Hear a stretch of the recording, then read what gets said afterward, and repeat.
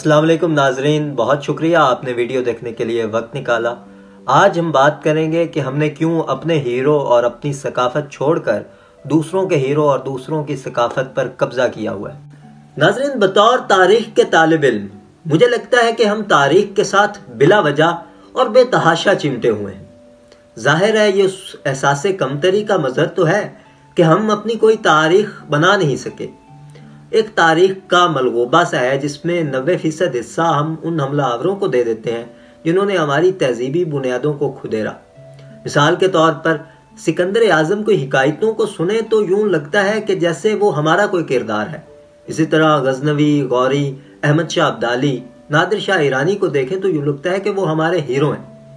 باقی 10% تاریخ امت مسلمہ کے اس کمزور سے تصور کی ہے جسے ہم برتر ثابت کرنے کے لیے پیش کرتے ہیں۔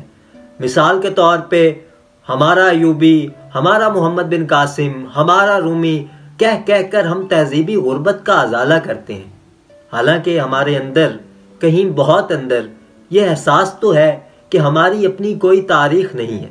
حالانکہ اگر ہم ڈھونڈنے کی کوشش کریں تو ہماری تاریخ کے نیا خانوں میں ایسے ہیرے موجود ہیں جن کی نمائش ہم اعلیٰ قوم کی نمائش کے طور پر کر سکتے ہیں۔ مثال کے طور پر ظفر خان وہ پہلا اسٹریٹجسٹ تھا جس نے ناقابل شکست منگول کو نہ صرف شکست دی بلکہ اتنا خوف زدہ کر دیا کہ وہ آج تک ہندوستان آنے سے ڈرتے ہیں۔ جعفر زٹلی وہ پہلا شاعر تھا جس نے عوامی اقتدار کی نہ صرف بات کی بلکہ اسی رستے پر اپنی جان بھی دے دی۔ امیر خسرو اس دور میں جہان عالم کے بہترین موسیقار تھے، اور تو اور دکن کی سرزمین پر قدرت نے ایسے شخص پیدا کیے کہ خدا کی پناہ۔ ابراہیم شاہ خود تو بادشاہ تھے لیکن انہوں نے موسیقی پر ایسی کتاب لکھی جو 18ویں صدی تک دنیا میں موسیقی کے لیے مرکز ثابت ہوئی۔ قلی قطب شاہ اور حضرت گیسو دراز بندہ نواز جیسی بہترین شخصیت جن کی دنیا میں نظیر نہیں ملتی۔ ایک ایسا میدان جس پر برصغیر آرام سے فخر کر سکتا ہے وہ ہے یہاں کی 700 سالہ تصوف کی روایت۔ انسان کے وہم اور گمان کو جس طرح سے یہاں کے صوفیہ نے سمجھا اور سمجھایا دنیا میں اور کوئی نہیں سمجھ سکتا۔ جب میکیاویلی یورپ میں بادشاہت کے نظام کو سمجھ رہا تھا، ڈانٹن اٹلی میں پاپ کے نظریہ ثواب سے الجھ رہا تھا اور اسپائنوزا یونانی کتابوں کے فلسفہ کے قفل کھول رہا تھا، تب شاہ حسین، بابا فرید، بلے شاہ، وارث شاہ انسان کے اندر بسنے والی کائنات کو سمجھنے کی کوشش کر رہے تھے۔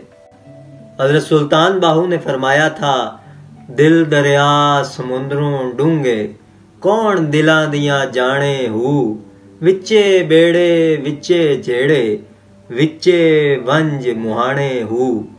ناظرین، ہم اپنی سرزمین کی نظیم شخصیتوں کو جاننا ہی نہیں چاہتے۔ ہم یونانی جنگجو، ایرانی ادیب اور رومی عالم کو اپنا ہیرو مان کر بڑے مطمئن ہیں۔ ہم انفرادی طور پر اپنی سرزمین کی ان عظیم سپوتوں کی کہانیاں اور معلومات اب تک پہنچائیں گے، تب تک ہمارے ساتھ جڑے رہیے گا۔